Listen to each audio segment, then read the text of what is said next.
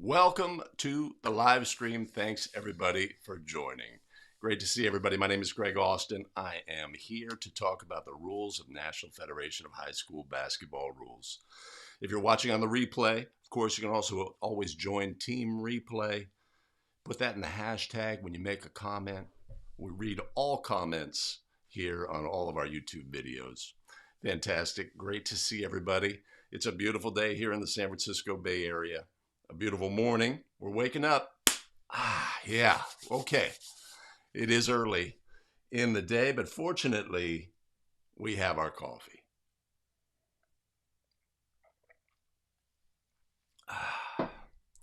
The nectar of life. All right, fantastic. Hey, so there's something going on, a virtual event. The NASA has a virtual officiating event. Is anybody jumping in on any of that stuff? I don't know. I'm not aware of any of the content. Obviously, there's a lot of virtual booths with vendors and things like that. But if anybody is joining that and has any feedback about the content there, anything worthwhile, etc. So what do we have going on? We have the Olympics going on. We have FIBA officiating in the Olympics. Anybody watching have any feedback, comments on how that's different from the officiating we're used to seeing on TV? NBA officiating and collegiate officiating. I'd be interested to hear that. And yeah, awesome. Summer League started last night. Always exciting for a team that just drafted 2 lottery picks like the Golden State Warriors, the favorite team here in the beautiful San Francisco Bay Area. Our rookies didn't play last night. They're going to play tonight. Super excited to see that. We got our import from Australia. He was a second-round pick, a draft and stash, Justinian Jessup, a sharpshooter. Started the game 0 for 6 in the first half. Not auspicious, but filled up the stat sheet a little bit. But we're excited about seeing the development of our teams. Who's here? Jason is in the house as always. Fantastic show supporter. Good to see you, Jason. Chris Denton joining from Goldsboro, North Carolina. Fantastic. My son is moving to South Carolina. So in that neck of the woods, we've got our support team here in the creek. Here in the beautiful San Francisco Bay Area. Glad to see you, Grace. Dan Kelly from Northern Virginia. We'll see if Chris, the dub, joins you from Virginia. And of course, Mike Connors. What was the TBT tournament? Tell me about that. What is going on with that? Billy Mack is in the house. Great to see the crew here today for Basketball Rules Expert, where we look at plays, scenarios, rules book interpretations, and get a command of the rules so we can take them with us onto the basketball court where it's most important. Awesome. Let's take, so today is going to be a rather truncated show. Schedule has me doing other things immediately after the show. Mike says, winner take all $1 million prize. This is a 5-on-5? Who's playing? Collegiate officials or NBA, former NBA? Is it one of those? Yeah, I'm not in the, yeah. And a shout out to Billy Mack on his release from his stay in prison. It was a brief stay, but glad to see you back in the house. Awesome. Okay, so let's take a look, as we always do. Something's missing. Give me just a second. Wait, hold on. Hold on. I got you.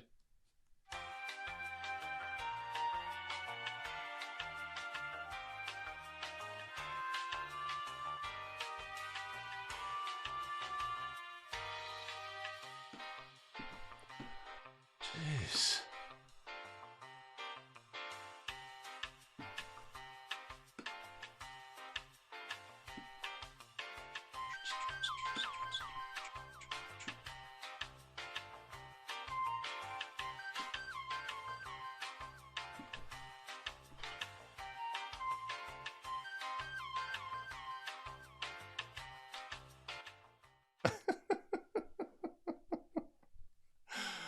All right, I've added that so you can not have to watch me fumbling around with screens. Let me see. Make sure my sound levels are good. Looks good. Let me know if there's any issues with the stream today.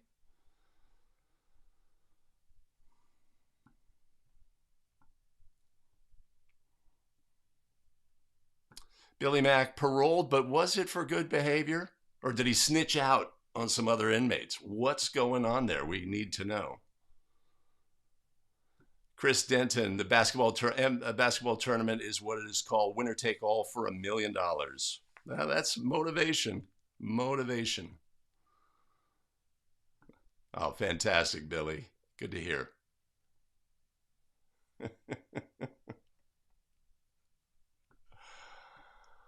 I will endeavor to work on the dancing. Let's all go out to the lobby and get ourselves a drink. Yes, absolutely. Absolutely. I'll work on it. I'll work on it. All right. Let's go. Let's go. Mm-hmm. I see.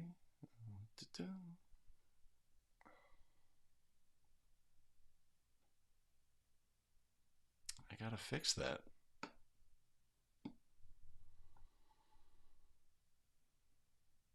All right, let's take a look at the rundown.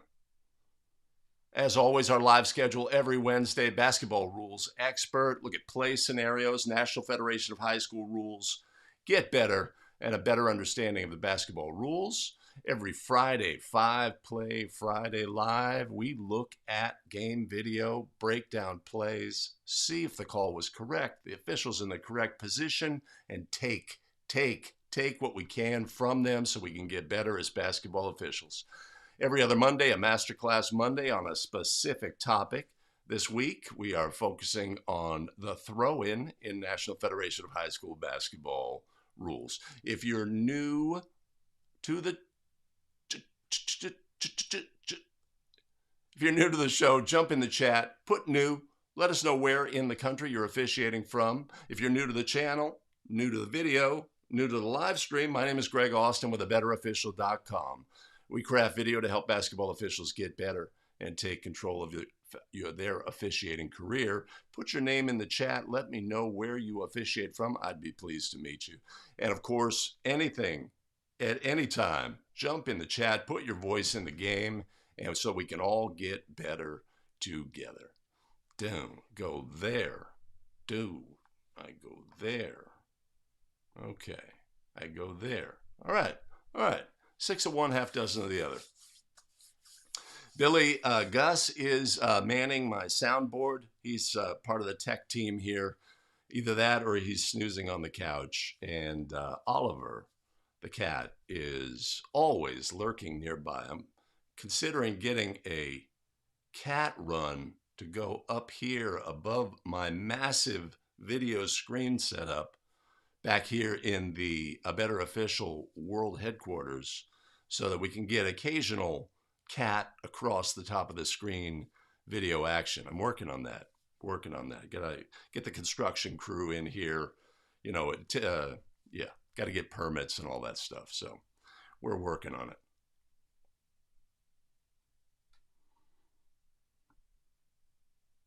Absolutely a West Coast thing. Reminds me of one time in my second year of officiating. So I'm new. I'm super excited about games and what have you. Going to a big venue, it was a pretty big game. It was a late arrival, not a late arrival, but I was hurrying to get there. I get there, I open my bag, no shirt. I've got no high school shirt. I've got nothing in the car. I'm a new official. I don't have a lot of stuff. I've got no shirt. My partner, no shirt, no extra shirt, right?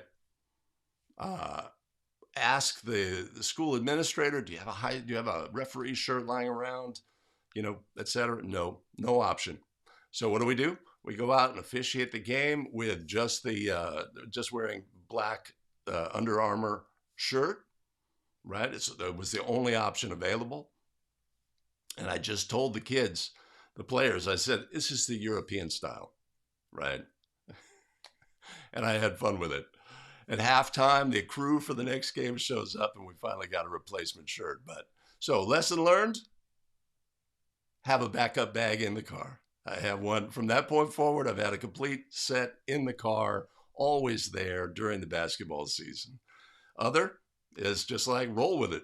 You know, you got a situation, you got to roll with it. So here on the West Coast, that's how we roll. We start the week with a Wednesday, Billy. Yes, always. Lesson learned. Lesson learned. But we had fun with it, you know, so have at it. All right, we're going to get the show started. We've got 10 rules questions queued up and ready to go. So I want to start the show in a fun way. Let me just make sure I'm ready to go here. Yeah. So we're ready to go. I have the ball. I bounce it to the player, and you will not believe what happened next.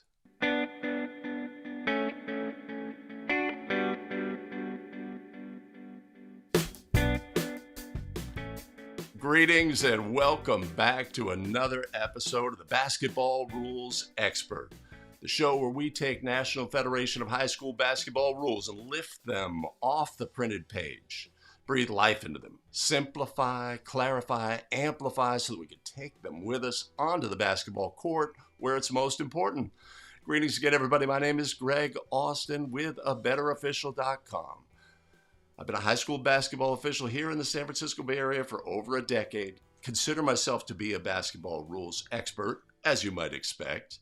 But this show is all about helping you on a journey to becoming a basketball rules expert as well. This week, we continue with a focus on throw-ins. It's throw-in week here at A Better Official. Earlier in the week, we had a masterclass on throw-ins in National Federation of High School Basketball Rules. There will be a link above and in the show notes below if you want to catch up on that. Of course, on Friday, we will have 5-Play Friday looking at throw-in plays. The 3 components, the masterclass, basketball rules expert, and 5-Play Friday will give you a complete overview of the throw-in in National Federation of High School Basketball Rules. Before we get started with today's show, have to give a shout out to our fantastic show supporters without whom the show would not happen. Gerald Masucci, Tony Dye, Jay Severson, Thomas Burnside, and Adam Zappel. Much appreciated and much love. You want to support the show? You can always buy us a coffee. There'll be a link above and in the show notes below. All right.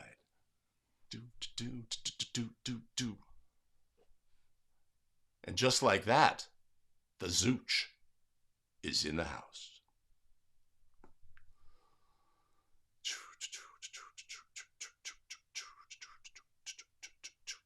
Okay, fantastic. Everything's good. Everything's good on here.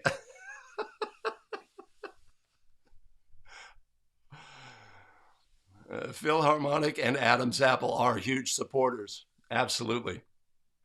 Huge supporters. Love it. Love it. All right. Okay. So I am here. See if I got myself coordinated here. All right. That.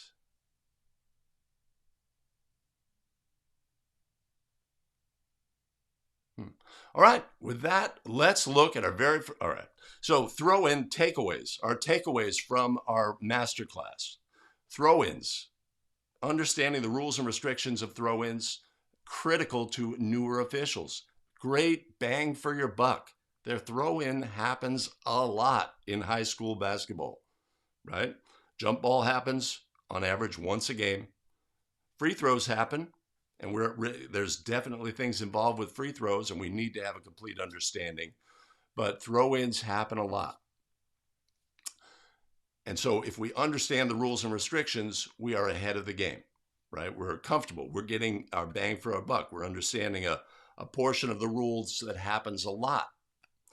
Now, in addition, during free throws, since they happen so frequently, all sorts of things are going to happen. A lot of different scenarios will occur as a result. Some are like extreme things.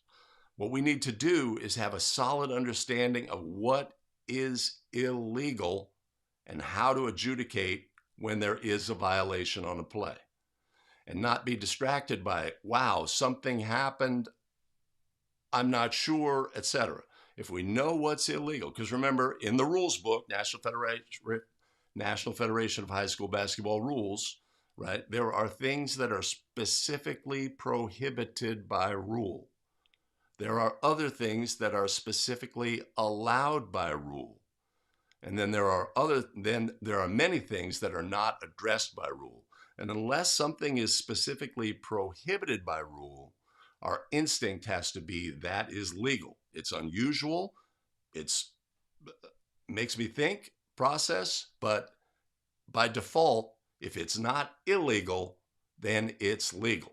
So if we have that framework and we know what is illegal, then we're in a great position to be accurate with our rulings on the court. All right, let's look at our very first play scenario.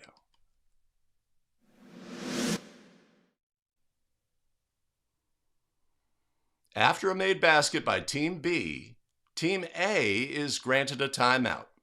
On the ensuing throw-in, all 5 Team A players are lined up off the court behind Team B's end line at the time that the official wants to administer the throw-in. The officials allow this configuration and rule this to be legal. Were the officials correct? Yes or no? Okay, so this presents a situation where if we don't know what's illegal, we can be, taken aback. In this instance, a goal has been scored. A timeout is requested. A timeout is granted. The players come out for the resulting throw-in. What kind of throw-in is it? Is it a designated spot throw-in or a non-designated spot throw-in? That's our first step.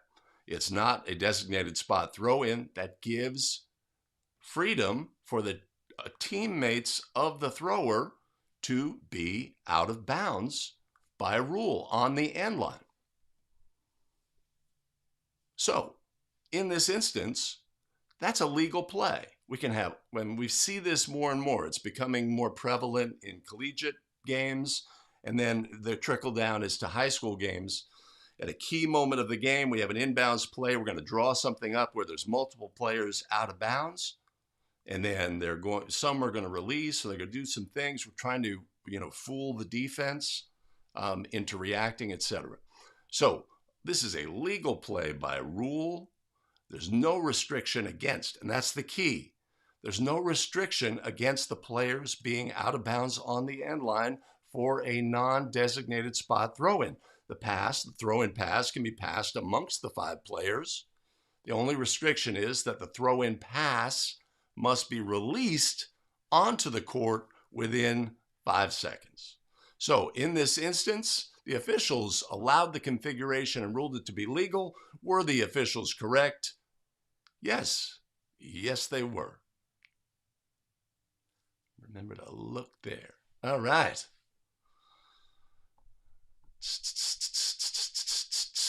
All right. Action in the chat.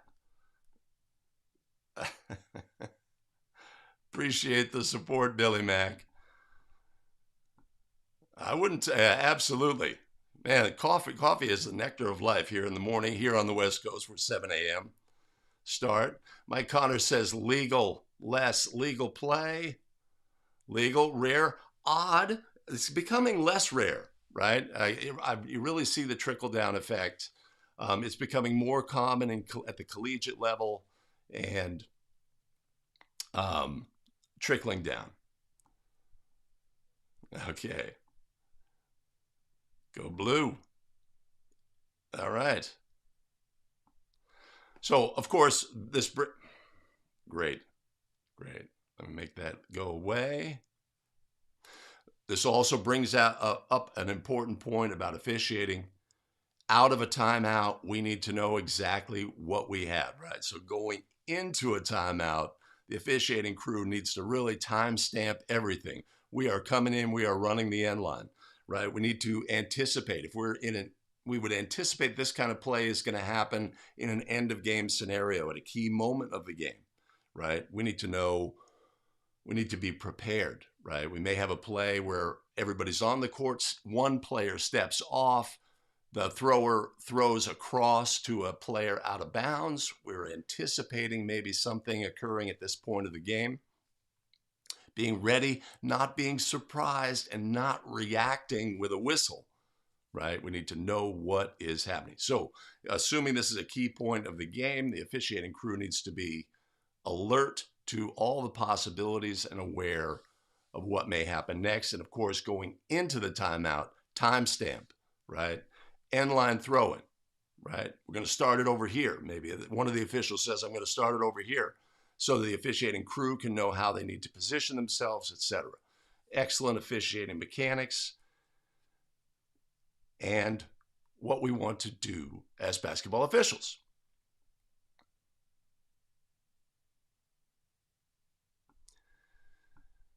Billy Mack, no, nobody remembers that.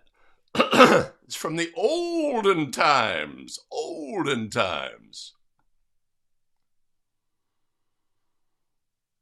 Chris, if they passed it to another player who's out of bounds, they can't be the first to touch it. I think you mean be the first to touch on the court. The restriction on a throw-in is the only player who cannot be the first to touch on the court is the player who releases the throw-in pass. So if player A1 passes to A2, player A and then steps onto the court, player A2, who's out of bounds, releases a throw-in pass to A1. The restriction is that A2 would not be the first player, could not be the first player to touch the ball on the court.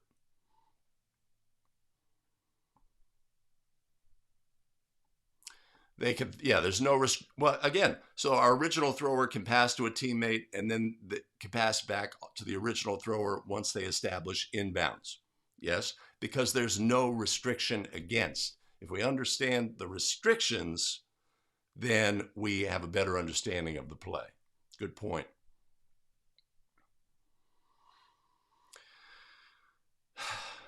Billy Mack, I would say yes. I would say in terms of a game management situation, if a team wants the ball on one side of the court, because, I mean, the ball has gone through the basket, right? It's a made goal. Where is the resulting throw in? It's where the player who collects the ball steps out of bounds, and once the count begins. So they are determining where the throw in will potentially occur. I would say, if they want the ball on the left side, I was set up on the right side. They want the ball on the left side. I am going to say, hey, we're going to take it over here to my crew. We're going to adjust. We're going to get ready over there. Absolutely. There's no restriction against that. I would say that is the correct approach. No, we're going to take it here, right? Could do that. We're going to bounce the ball to the thrower. We could say, all right, hey, no, we're not going to do that. We could break out NBA mechanics and say, oh, go over there. I'll bounce you the ball and throw it across. Oh, man, I'll tell you, throwing the ball across for end line throw-ins going the other way is something that NFHS should definitely adopt. Definitely make the game better. That's my personal opinion. Oh, my good one remembers, like Pepperidge Farm.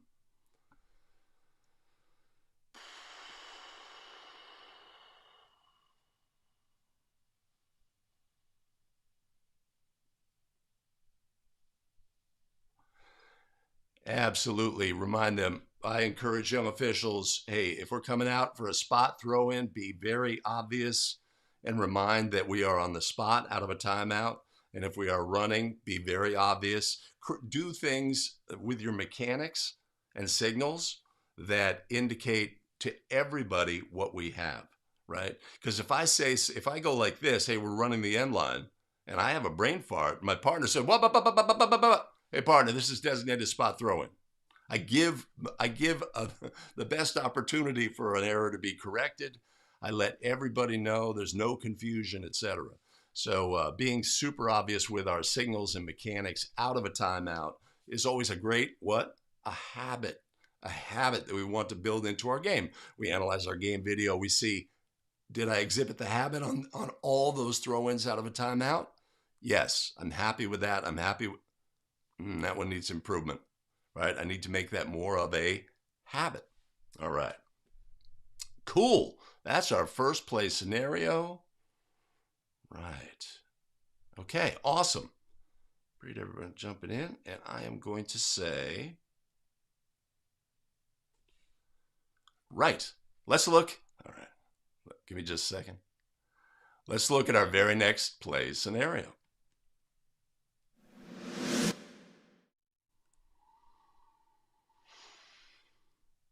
After a made basket and after A1 has picked up the ball for a throw-in, B1 reaches across the boundary and slaps the ball out of A1's hands. The officials rule a delay of game warning, admonish B1 not to do that again, then administer a throw-in to resume play.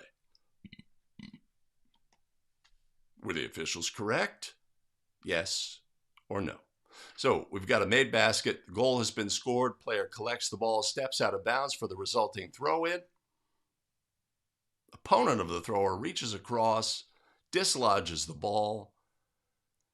The officials stop play. We're going to go through delay of game warning, which they obviously violated the boundary plane. Absolutely. And they say, hey, don't do that again. Can't do that. And we administer the ball for the resulting throw-in. Right? Something's missing here by rule. We need to understand what is legal for the thrower to do and also what is legal for opponents of the thrower to do. And something that's not legal for opponents of the thrower is to violate the boundary plane. And it is not legal for opponents of the thrower to contact the basketball. Once they do that, it's not legal for the thrower, for opponents of the thrower, to contact the thrower after they do that. So in this instance, a player technical foul should be ruled for violating the boundary plane, reaching and contacting the basketball out of bounds. That is a player technical foul. Resulting situation should be that we will award 2 free throws to Team A. And the resulting throw-in, since it was the result of a technical foul, will be at the division line opposite the table. We obviously need to know, based on Rule 7.5, where resulting throw-ins. When we have things that occur, we have a technical foul, division line opposite the table. Intentional foul, original spot of the foul. Flagrant foul, original spot of the foul. Inadvertent whistle, location of the ball during the inadvertent whistle. We need to know all those things. Those are the basics. So in this instance, were the officials correct? No. No, they were not. So another point is a delay of game warning. This is part of a theatrical production. We need to know, we need to inform the book, right, that a delay of game warning has occurred. We need to inform the coach that a delay of game warning has occurred. We need to do this in a very public fashion so that everybody knows, including our crew, right? We don't want to hide this fact, hey, delay of game warning, that's going to be a delay of game warning. Do that information locally. Not good, right? Do that broadcast to all the stakeholders in the game, including our partners, so that we can then know that if we have a resulting or a second situation where a delay of game warning would be issued, we can adjudicate the penalty correctly. So we need to build in, again, habits into our game when we have a delay of game warning, and it's something we can practice, right? When we look at the at things we can practice in the off season, is we have a delay of game warning. Hey, we go to the table, we're going to say delay of game warning, Team A or Team B, right? Visitor, delay of game warning, Put it in the book, please. Put the timestamp. Hey, coach, we have a delay of game warning on your team, right? Maybe head-nods with our partners, etc. We go back and we administer the resulting throw-in. But of course, in this instance, that's not what we would do. We should assess a technical foul and go from there. But in spite of the technical foul, in addition to that, in this play, we are going to have a delay of game warning as well.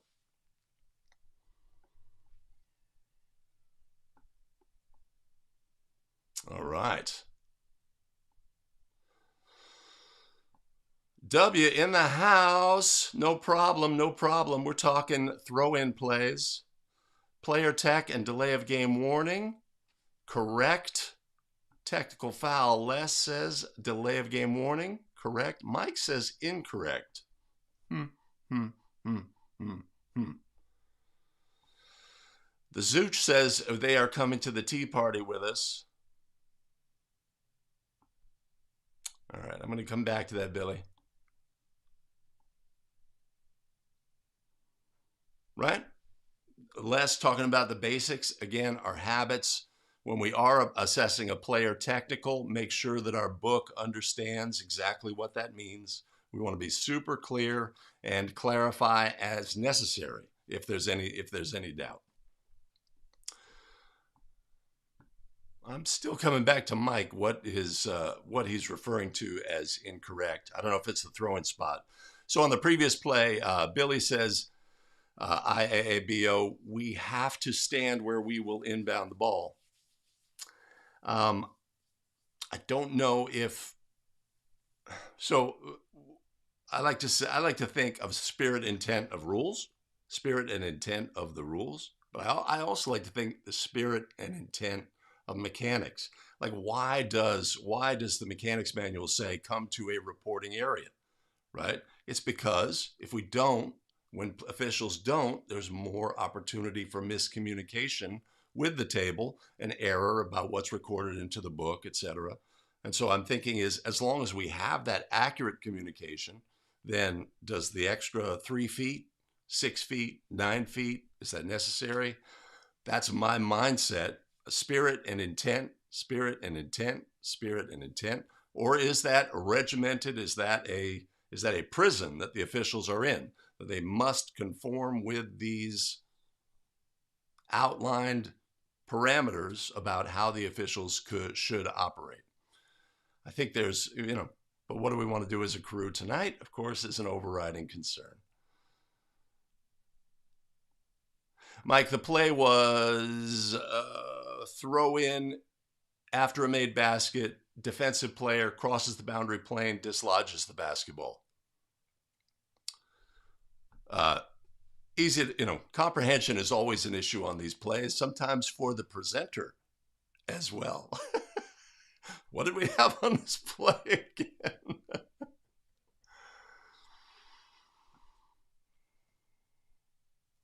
Okay.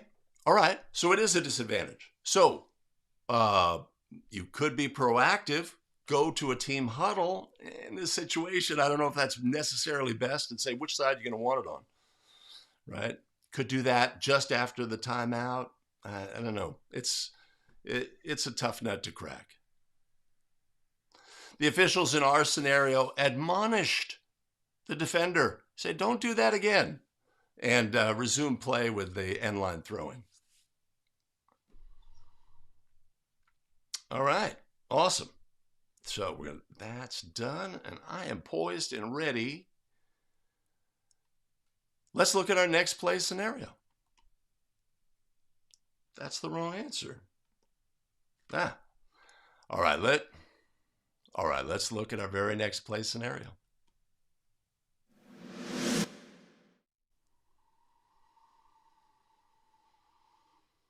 A1's throw-in pass from in front of his team's bench in an attempt to alley-oop to A2. However, A2 jumps too early and the ball passes over his head untouched.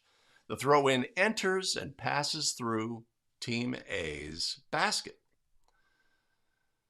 The officials rule a violation on the play and resume with an end line throw-in near the spot where the ball entered the basket. Were the officials correct? Yes or no? All right, so we have a sideline throw-in. Throw towards a teammate. The teammate makes, in an attempt to throw an alley-oop pass and get a dunk off the throw-in. But the player jumps early. The ball enters the basket. Oh, that's not something you see every day. The officials rule that that's a violation and have the resulting throw-in nearest the spot where the ball entered the basket. Were the officials correct? Yes or no? Great. Brings up a couple of scenarios. One is the officials recognize that this is prohibited by rule. A thrower cannot release a throw-in pass and have it enter the basket. Either basket, illegal by rule. Great. We got that right. But what kind of violation is it? And that's important to know as well. On a throw-in violation, if we've identified something as a throw-in violation, the resulting throw-in will always be back at the original spot of the throw-in. That's the penalty for a throw-in violation.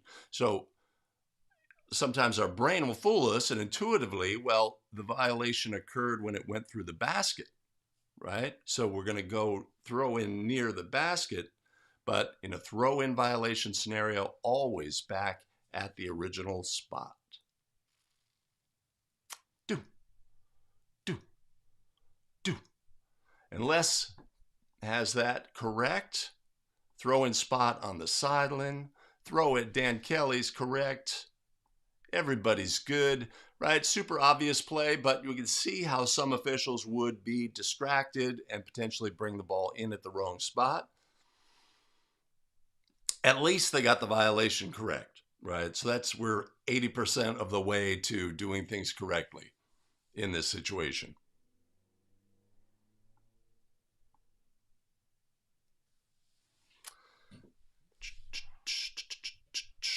If it isn't,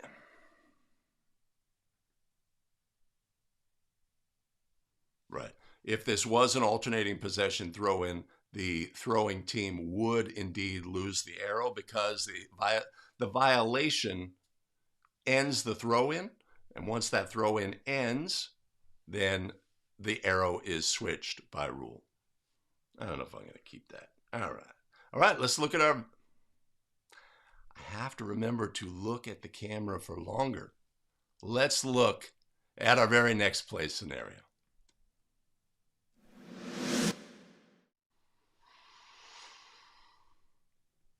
During a throw-in, A1 fumbles the ball inbounds onto the court. A1 quickly recovers the ball while they are still out of bounds. A1 then passes the ball to A2 standing in bounds. That is not what I wanted.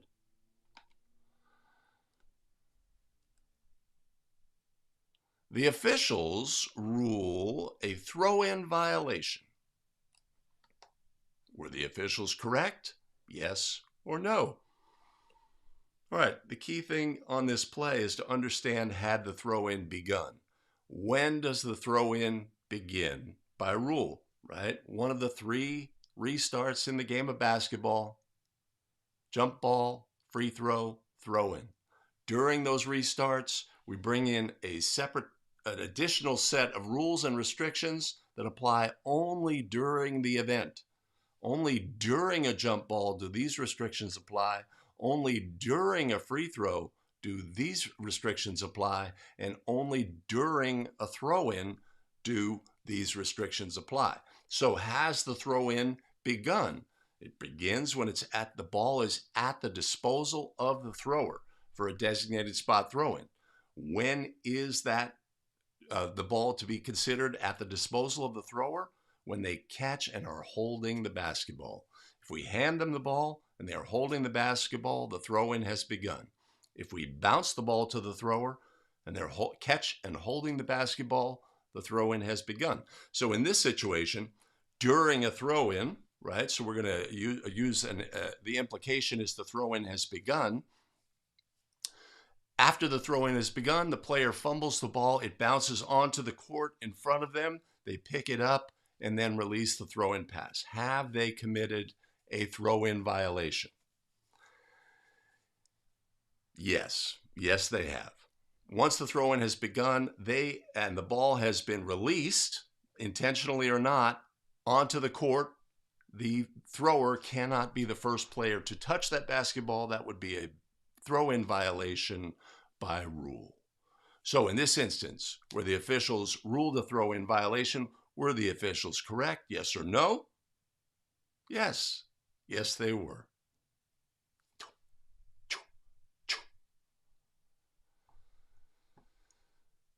Tony, in the house? That would absolutely be the question. So let's say a similar scenario. We're going to have a designated spot thrown. We're going the other way. The official bounces the basketball.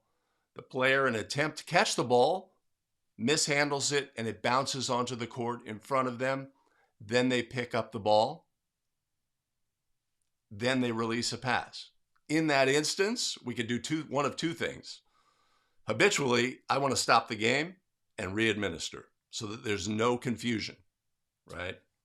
If it was in some scenarios, you could see not fixing it in that way, but the throw-in has not begun until the player has the ball in their control. So in that situation I just described, the player would not have done anything illegal. There would be no violation.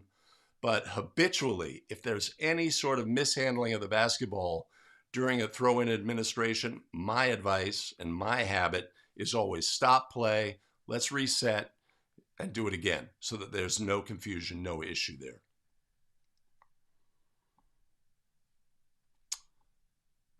Yeah, so we're saying here during a throw-in, right?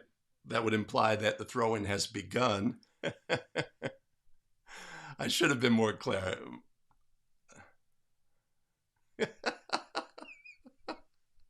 Yeah, no, I have a large staff. I have somebody named Gus helping me, somebody named Oliver helping me. I have my team. I have my makeup team led by my daughter Rosemary. You know, it's a big production here at the A Better Official World headquarters, Deb.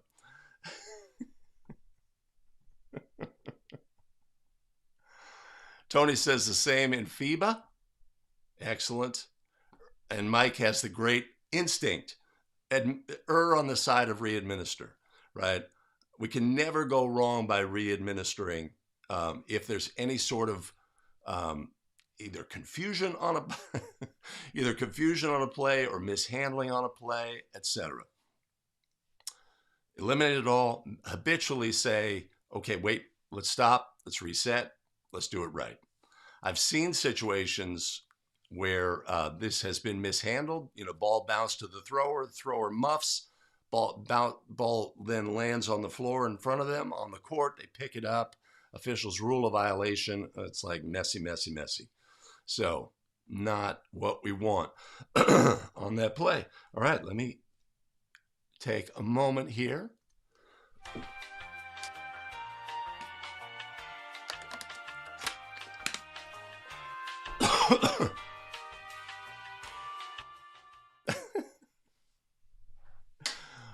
We need our coffee.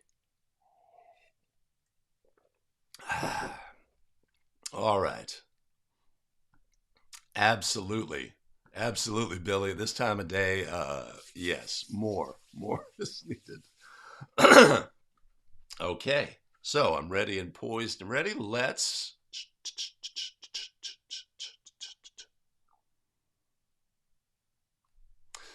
Les says you can't stop the game and redo unless the fumble happened immediately as or after you handed. Right. Once the throw-in starts, it's on the thrower. Just like in our free throw scenario a few weeks back, we bounced the ball to the thrower. And for a free throw, they muff the pass. It bounces into the lane area. They step across and retrieve the basketball. Right. That's on us. Right? We have not started the free throw. Similarly, if there's any sort of muff here, we want to fix immediately. That was very well said. All right. Let's look now at our very next play scenario.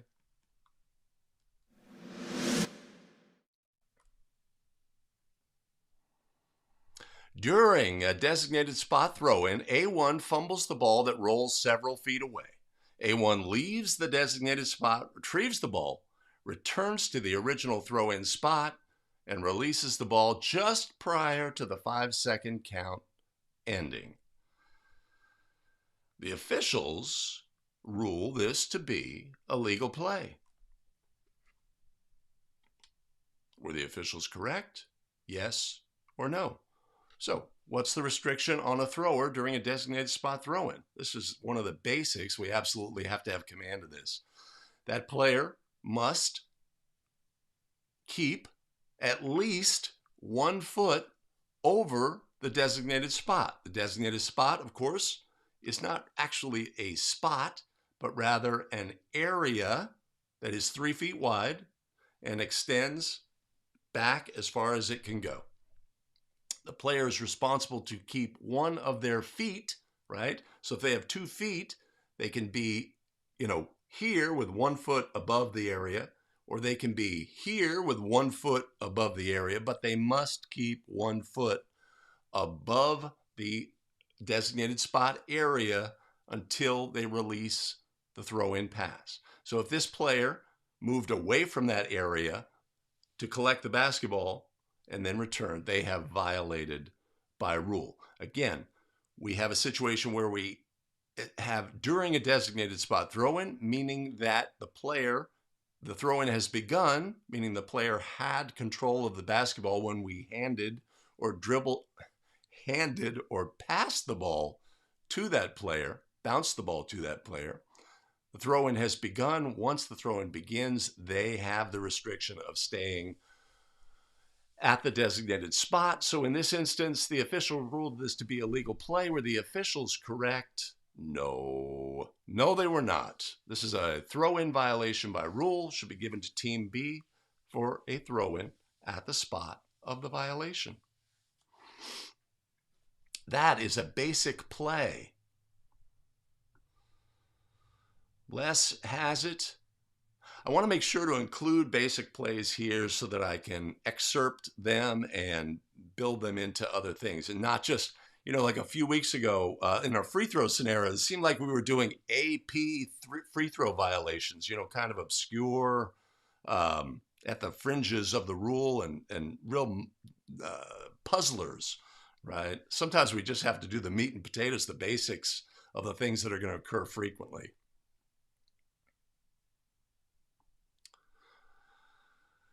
Mike Connors, what should the official do if A1 doesn't go after the ball and remains at the spot? Well, the default would always be just keep that metronome going, and we know what's going to happen next. A violation has not occurred until either the player leaves the spot or the 5 seconds expires. Again, what do we want to do habitually is have our count be a metronome. We want to do that in backcourt scenarios where we have a 10-second count and something funny happens, right? We have a backcourt count going. The ball is deflected by the defense. We see officials stop their count. And then, the ball's batted, loose ball scenario. Then our team gets the ball back. What we want to do is have that habitual metronome going.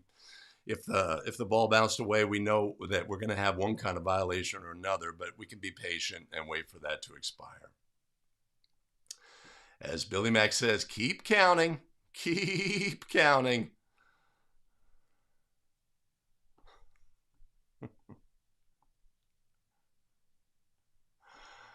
The Zooch is on vacation.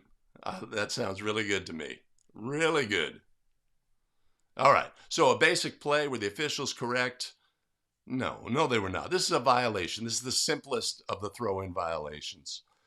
And the officials got this one wrong, but let's see what happens on our very next. Let's see what happens on our very next play scenario.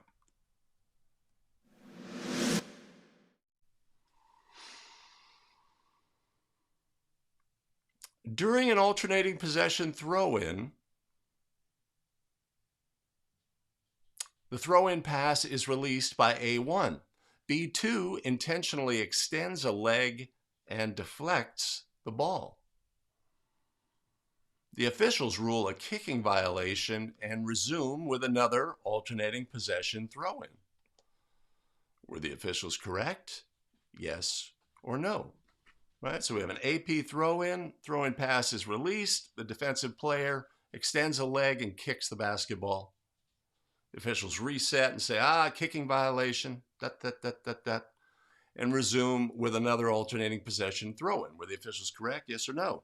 Well, we would resume with another throw-in, but we always have to recognize what kind of throw-in it is. Is it still an alternating possession throw-in? Has our original alternating possession throw-in ended? When does a throw-in end? And having that understanding, of course, is critical to adjudicating throw-in plays. So in this instance, the defensive player illegally contacted the basketball. So it was not a legal touching of the ball. So our original alternating possession throw-in has not ended. There would be no switch of the arrow at that point of the defensive player violation. But what is the throw-in for? The resulting throw-in is not for the alternating possession situation we had in the original play. The resulting throw-in is for a kicking violation. So our alternating possession throw-in never ended. The arrow is never switched. The resulting throw-in is for a kicking violation. So after that throw-in is completed, again, there's no arrow switch because the resulting throw-in is not an alternating possession throw-in. Important to have that understanding. What else could occur that would lead to the throw-in not ending? We could have a situation where there is a foul during the throw-in, right? So the ball is at the disposal of the thrower. Teammate comes in, sets an illegal screen to free up a player to receive the throw-in pass. The officials put a foul on the play. Teammate of the thrower committed the foul. What kind of foul would it be? It would be a team control foul by rule. And we would resume with the throw-in having not ended. We would have a penalty for the foul, but the throw-in has not ended. The arrow would not change. Similar scenario here. So in this instance, the officials ruled a kicking violation correct and resumed with an alternating possession throw-in incorrect. So were the officials correct on this play? No. No, they were not. The resulting throw-in should be a spot throw-in. Tony's got that right. Throw-in for the kicking violation keeps the AP arrow, right? So in this instance, it's also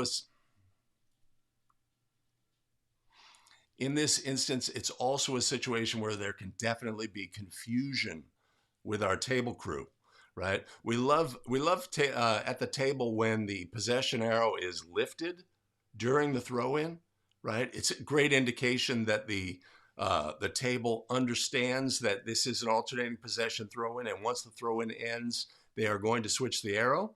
Sometimes arrows are built into the table. You know, there's a light, the direction light.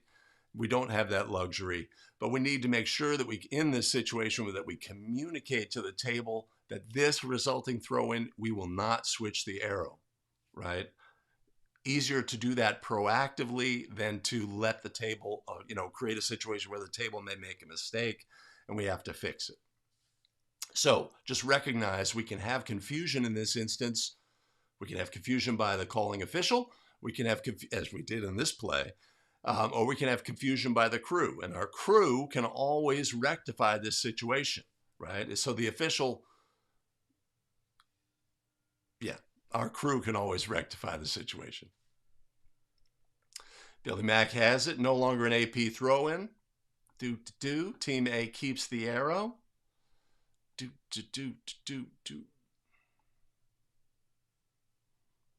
The illegal touch, right? Right. Awesome. Cool.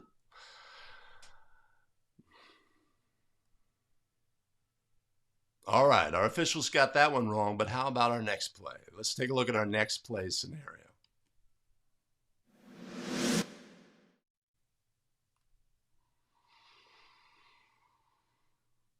After Team A had previously been given a warning for delay for breaking the throw-in plane during a Team B throw-in in the first half, A1 reaches through the boundary on a Team B throw-in during the second half. The officials rule a team technical foul on Team A, 2 free throws, and the ball at the division line. Were the officials correct? Yes or no? So one of the restrictions on defensive players is they are not allowed to during a throw-in is they are not allowed to violate the boundary plane. The boundary plane exists on the edge of the court, and that would be on the inside of the line that surrounds the court. So on that inside edge of the line, there is an imaginary plane. Defensive players are not allowed to penetrate that plane with any part of their body. So in theory, they could violate with a foot, but most often they will have a hand across the boundary plane. That is not allowed by rule. The penalty for which is a delay on the first situation that occurs. The penalty for which, if it is the first delay of game situation that has occurred in the game, it is a delay of game warning. We're going to go through our process of informing the book, informing the coach, informing our partners, delay of game warning on that team. If the team had received a delay of game warning for any of the 4 possible warning scenarios previously in the game, and they extend and violate and create a situation that is illegal, then they are at risk for a team technical foul. And of course, when we have technical fouls, it's critical to understand what kind of technical foul it is. We'll have a link to a video above where we discuss all of the technical fouls, but we need to know what kind of technical foul it is so that we can properly adjudicate, right? Is this a player technical? Maybe it was the same player who violated. In the first half, this player violated, and then in the second half, this player violated again. Is it a player technical? No, it is not. We had a kerfuffle here a couple of years ago in a playoff game where star player from the team had a plain violation in the first half and then a second one in the second half. The coach went berserk, thought the player should be ejected. Fortunately, the crew got the play right. So understanding what kind of technical foul is critical. In this instance, team technical foul by rule, 2 free throws, and the ball at the division line opposite the table. Tony's got it. Team tech.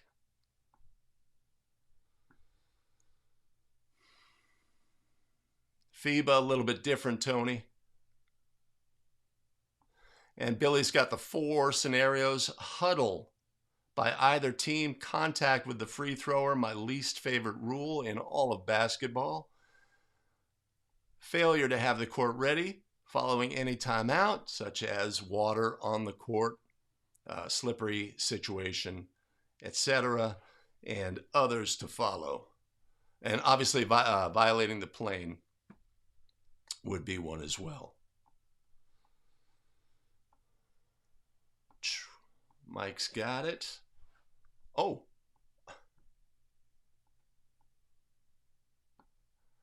Billy Mack on our previous play says, had a rookie correct me on this. Great partner.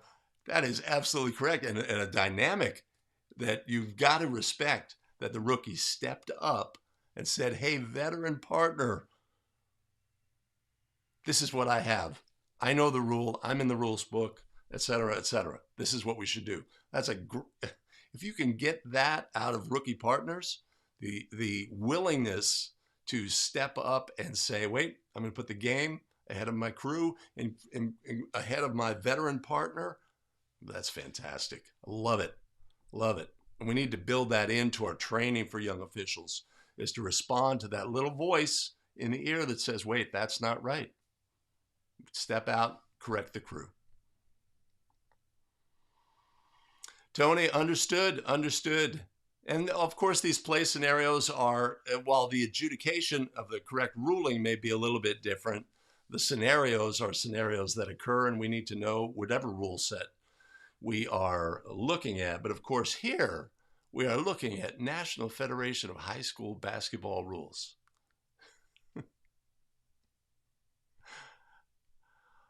I have to remember to use that overlay on a regular basis. All right. Okay. All right, the officials nailed that one. How about the next play? Let's look at our next play scenario.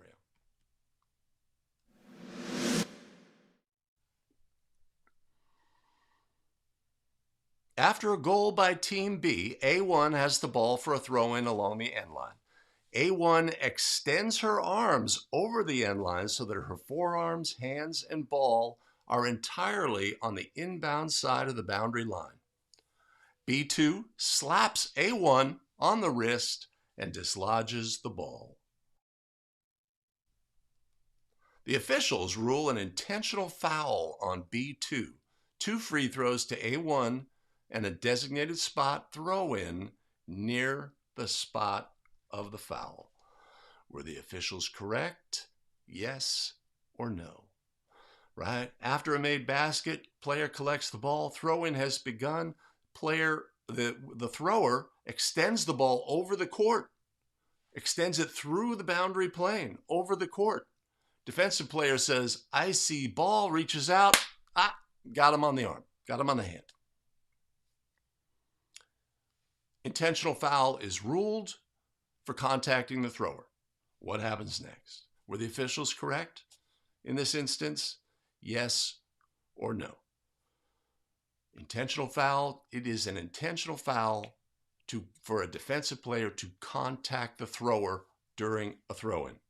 Were the officials correct? Yes. This is an intentional foul by rule, contacting the thrower. But the thrower extended the ball, right? That restriction does not end. Certain restrictions end when the ball is extended. On this same play, player extends the ball through the boundary plane, defensive player reaches out, contacts the basketball, and dislodges the ball. Legal play. Wow, this is super crazy. The situation during a throw-in where a ball is extended over the court and strange things can happen. It's a unique part of the game of basketball. We don't see it often, but our brain has to be ready to process. When the ball is extended over the court by the thrower, it is legal for a defender to contact the basketball. It is no longer illegal to contact the basketball, but they cannot contact the thrower. That restriction does not end with the extension of the ball through the boundary plane.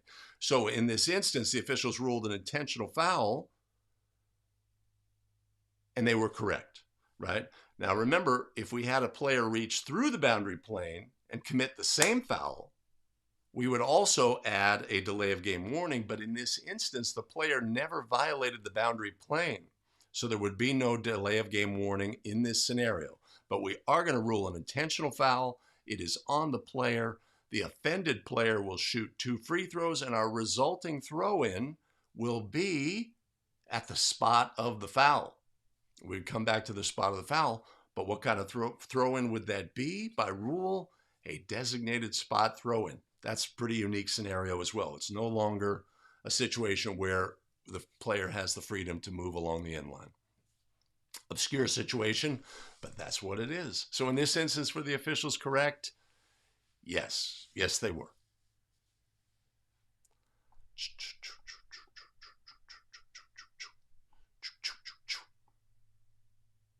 Oh, Danny's in the house. Intentional foul, 2 shots, and the ball at the point of interruption. That wouldn't be the correct language. I know you may mean something else, but the resulting throw-in would be at the spot nearest the foul. The point of interruption would be a end-line throw-in where the player had the freedom to move, and that would not be the case in this instance. Billy's got it. Intentional personal foul, but no warning for delay. Marcel in the South Bay, here in the beautiful San Francisco Bay Area, says the officials were correct. Yes, yes, nailed it. 2, intentional foul for contacting the thrower even though they were over the court. Yes. An incorrect, legal. Oh, and we have FIBA concurrence in this instance. Awesome. Great. All right.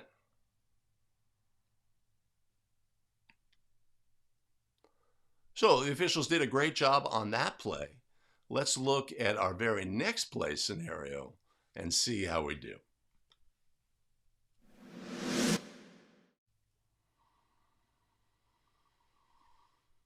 A1 has the ball for a sideline throw-in the back court.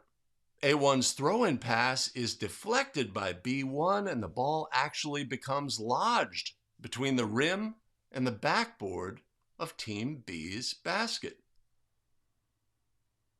The officials rule a throw-in violation on Team A. Were the officials correct? Yes or no? This is an unusual play. This is not a play you're going to see every day. Thrower releases a throw-in pass. Defender deflects the ball, maybe knocks it in an upward direction. It goes up towards and gets lodged between the rim and the backboard. Now, that's not legal on a throw-in for the ball to become lodged between the rim and the backboard. So the officials rule a violation. But wait a minute. Is that correct? When does the throw-in end? We have to know. We have to know when our restarts start and our restarts end. When does the throw-in end? The throw-in ends when it is legally touched by a player inbounds, when it's touched by a player out of bounds, or when it's touched, or when a violation occurs. In this instance, the defender deflected the basketball. At that instant, the throw-in has ended by rule. So the restriction against a throw-in becoming lodged has ended. There is no restriction anymore. This should be a held ball situation resulting with an AP throw-in. So in this instance, were the officials correct? No. No, they were not.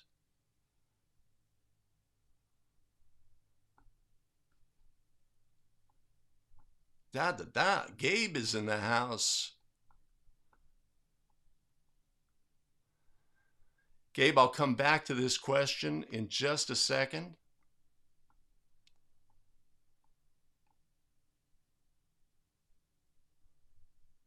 All right. Okay. Billy Mack, we are going to the AP arrow. Yes, the resulting throw-in should not be for a throw-in violation on the sideline, but should be an alternating.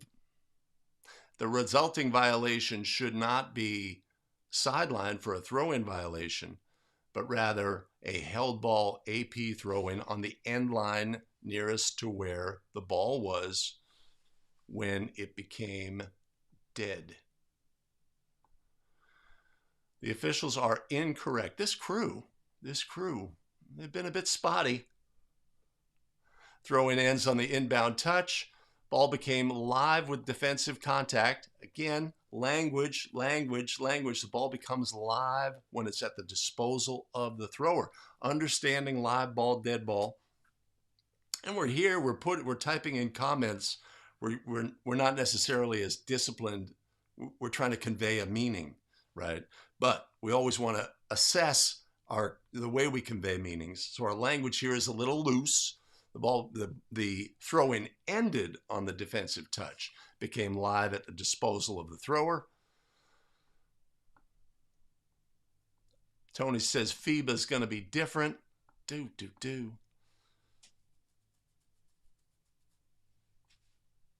AP throw-in. How many officials have actually had a ball become to rest on the flange? I have video of that occurring, and I have several clips. And if I had my act together, I'd be able to access those clips now for the live stream, and that would be fun.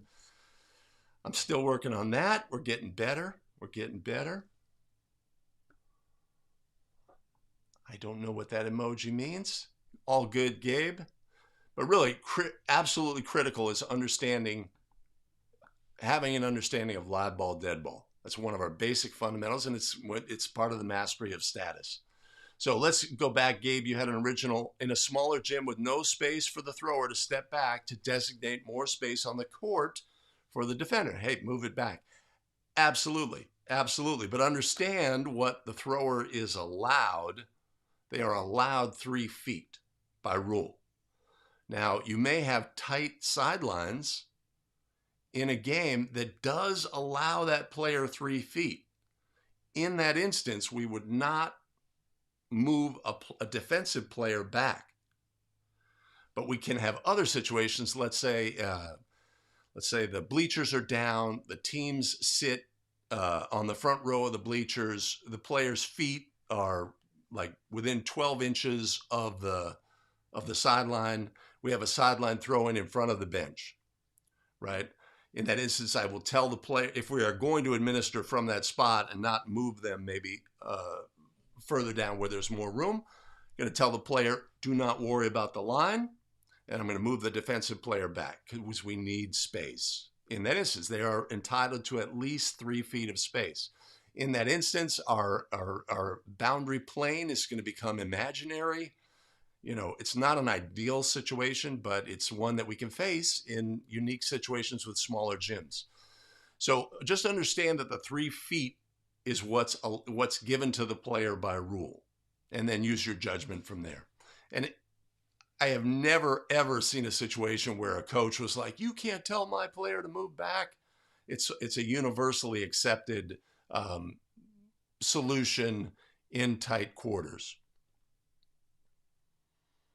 That's what I'd say about that. Oh, I got you, Mike. I got you. Yeah. Just thinking it through, when it happens in your game, it's like, oh, look at that. I've heard of that, right? Awesome. Of course, if the ball does come to rest on the flange, when the officials have deemed that it has come to rest, they put a whistle, and it is a held ball alternating possession scenario. All right. So, all right, the officials on that one got it wrong, but how about our next play scenario?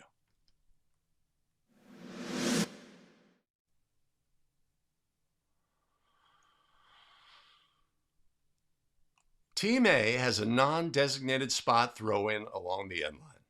A1's long throw-in pass sails over the head of teammate A2 near the sideline in the front court. The officials rule an out-of-bounds violation on Team A and award a throw-in to Team B for a sideline throw-in.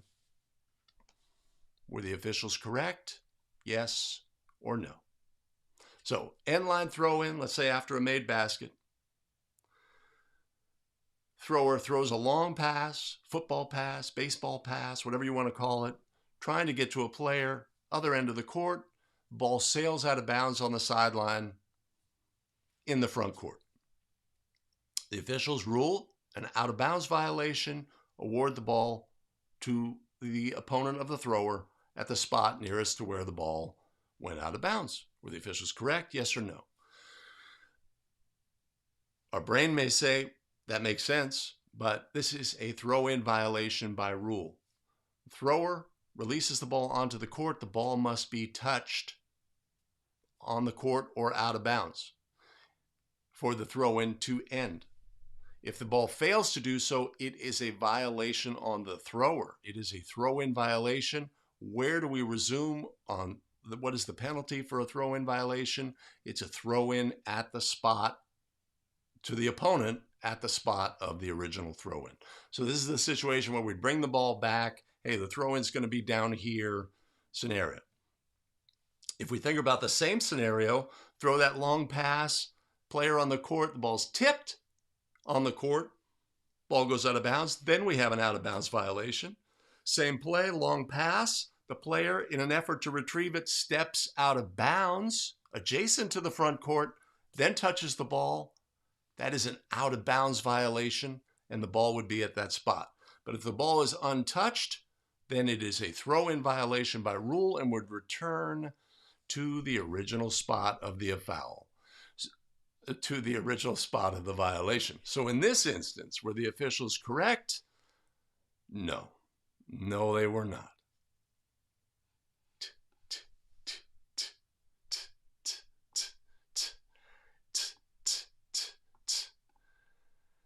Billy's coming back with an end-line throw-in. That is the correct call? No. No, they were not. Same spot unless it is touched. Throw-in never ended, so it's a violation, but it would come back. Great, great. So Gabe, again, our language. Did the throw-in end? Yes, the throw-in ended with one of the three things that causes a throw-in to end. It ended with the violation. So the throw-in did end. If it was an alternating possession throw-in and not a non-designated spot, the throw-in has ended with the violation. So just want to tighten our language in the way that we communicate so that we're more accurate, etc. End line throw-in, original spot. Tony's agreeing from the Great White North. Is not an out-of-bounds violation, Billy, correct?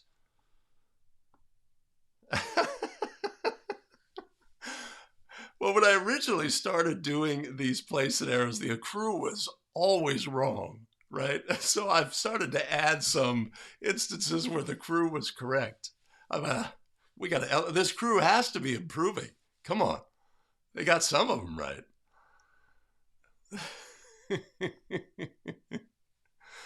Oh, that was fun. Okay. Give me just a second. All right.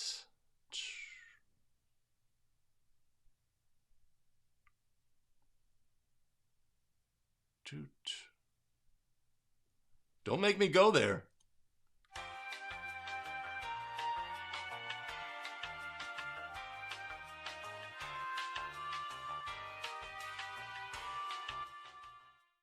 Okay.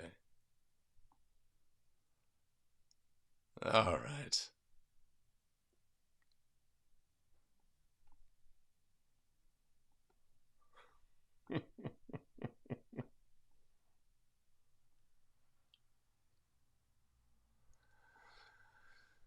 Well, Billy, your frequent reference to old rules is also, I think, an important point, right? We're a newer official, right? The rules seem really straightforward, but you have to recognize that the official who's been officiating for over a decade or for multiple decades, they've learned the rules. And then they learn the rules changes, and they still have a ghost in their head about the way the rule used to be. But they've had to learn the rules change. And then more rules change, and more rules change, and more rules change. And maybe some rules say, okay, we're going to go back to the way things were, right? For an older official, a more experienced official, a veteran official, right?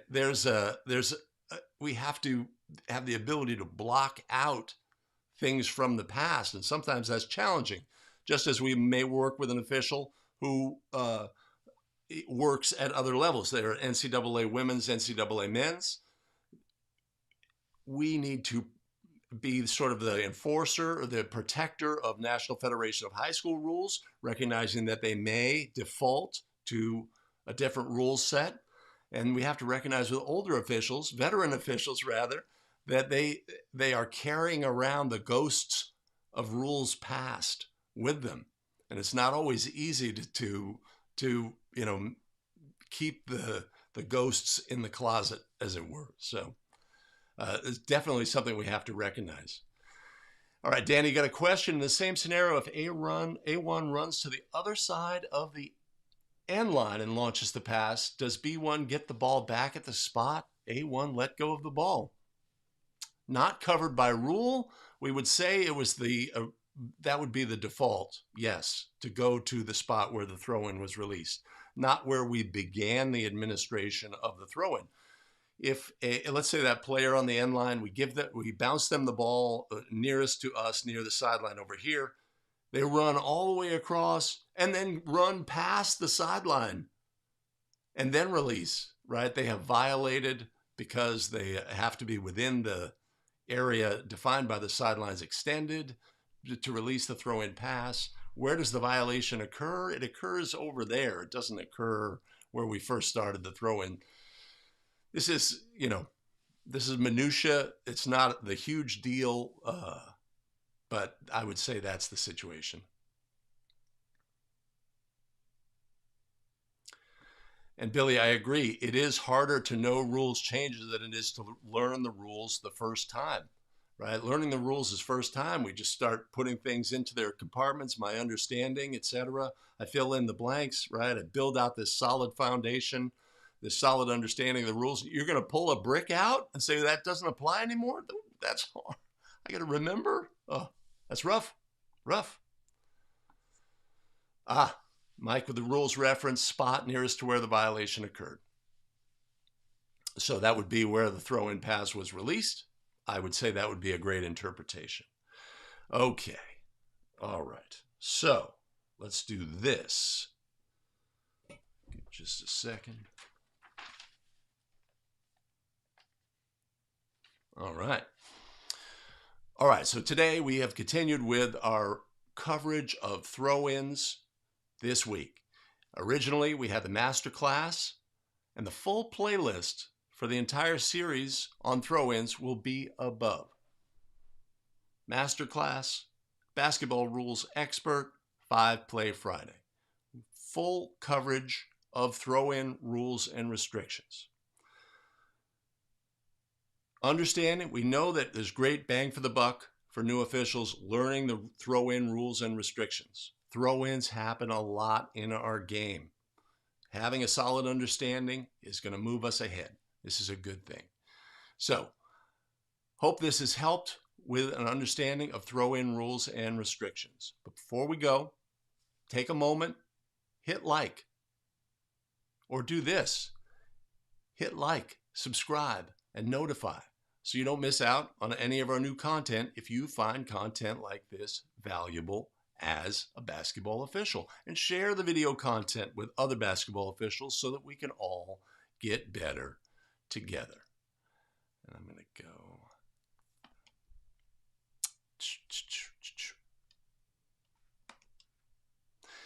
As always, have to give a great shout out, and as always, have to shout out our fantastic show supporters without whom the show would not be possible. Gerald Masucci, Tony Dye, Jay Severson, Thomas Burnside, and Adam Zappel. Much appreciated and much love. You want to support the show, you can always buy us a coffee. There will be a link above and in the show notes below.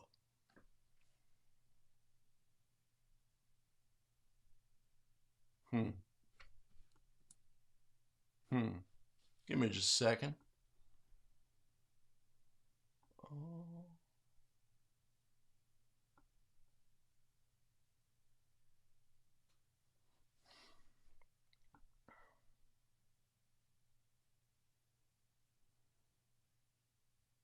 Okay.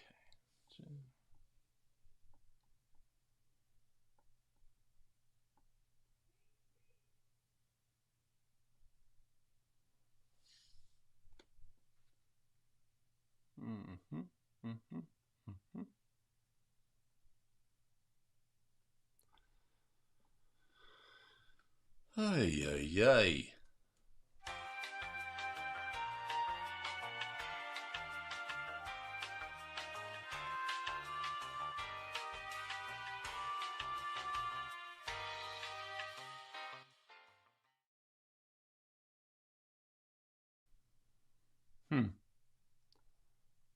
Give me just a second.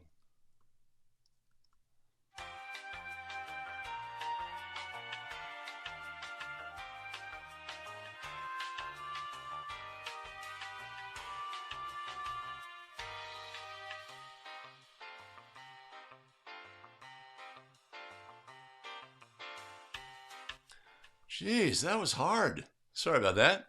All right, let's wrap this baby up.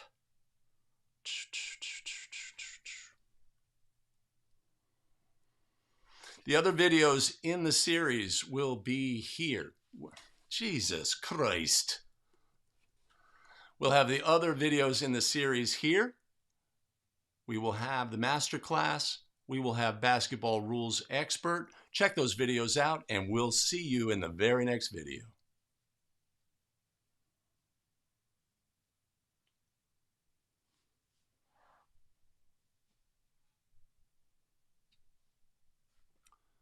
Dicey.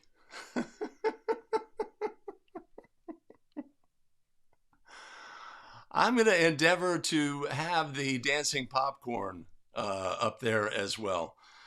Thanks, Mike.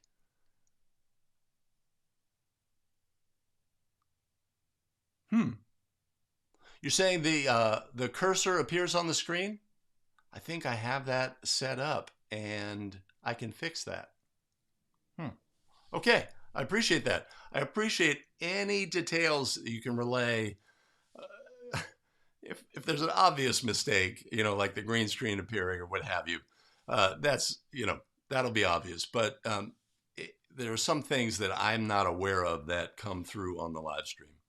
So really appreciate everybody joining today. I hope it's a great day for everybody. I have to make an exit and get to some other obligations that I have here in the beautiful San Francisco Bay Area. So,